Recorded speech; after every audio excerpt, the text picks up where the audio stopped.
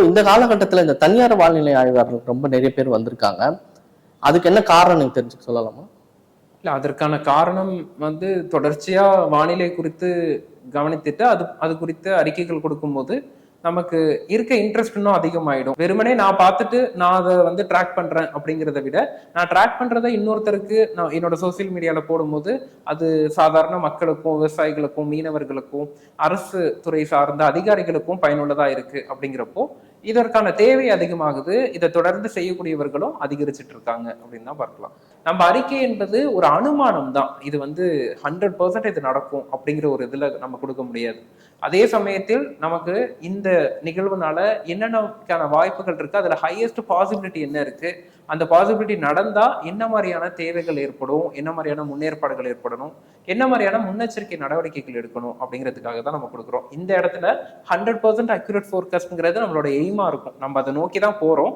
அதே சமயத்தில் அந்த அக்யூரேட் ஃபோர்காஸ்ட்டை விட மக்களுக்கு அச்சம் இல்லாமல், மக்களுக்கு எந்தவித பாதிப்பும் இல்லாமல் இந்த மழைக்கான தகவல் மக்கள்கிட்ட கொண்டு போய் சேர்க்கணுங்கிறது தான் முதன்மையான ஒரு குறிக்கோளா நான் வச்சிருக்கேன். மக்களுக்கு தேவையானதை நாங்க கொடுக்குறோம் அப்படின்னு தான் நான் நினைக்கிறேன். இதுல அவங்கள விட இப்ப இந்திய வானிலை மையத்தை விட நாங்க சிறப்பா கொடுக்குறோம் அப்படின்னு நான் சொல்ல வர்றதை விட, அவங்களுக்கு என்ன தேவையோ, விவசாயிகளுக்கு என்ன தேவை, மீனவர்களுக்கு என்ன தேவை, பொதுமக்களுக்கு என்ன தேவை, அதை சார்ந்த அறிக்கைகள் எங்கள்கிட்ட கிடைக்குதோ அப்படிங்கிற ஒரு எண்ணம் தான் என்கிட்ட இருக்கு. அதன் காரணமா கூட எங்கள்கிட்ட அதிகப்படியா எங்களை ஃபாலோ பண்ணக்கூடியவர்கள் இருக்கலாம்.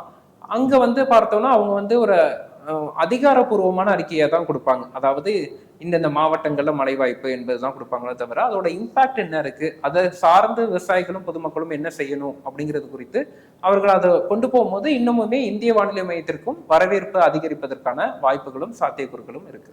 இந்த வெளிநாடுகள்ல துல்லியமா சொல்ற மாரி நம்ம நாட்டிலேயே அந்த எக்யூப்மெண்ட்ஸ் இருக்குதுங்களா? கண்டிப்பா எக்யூப்மெண்ட்ஸ் இருக்கு. அந்த எக்யூப்மெண்ட்ஸ் எல்லாம் நமக்கு அவைலபிள் தான் இல்லாம பண்ணிட்டு இருக்காங்க இப்போ.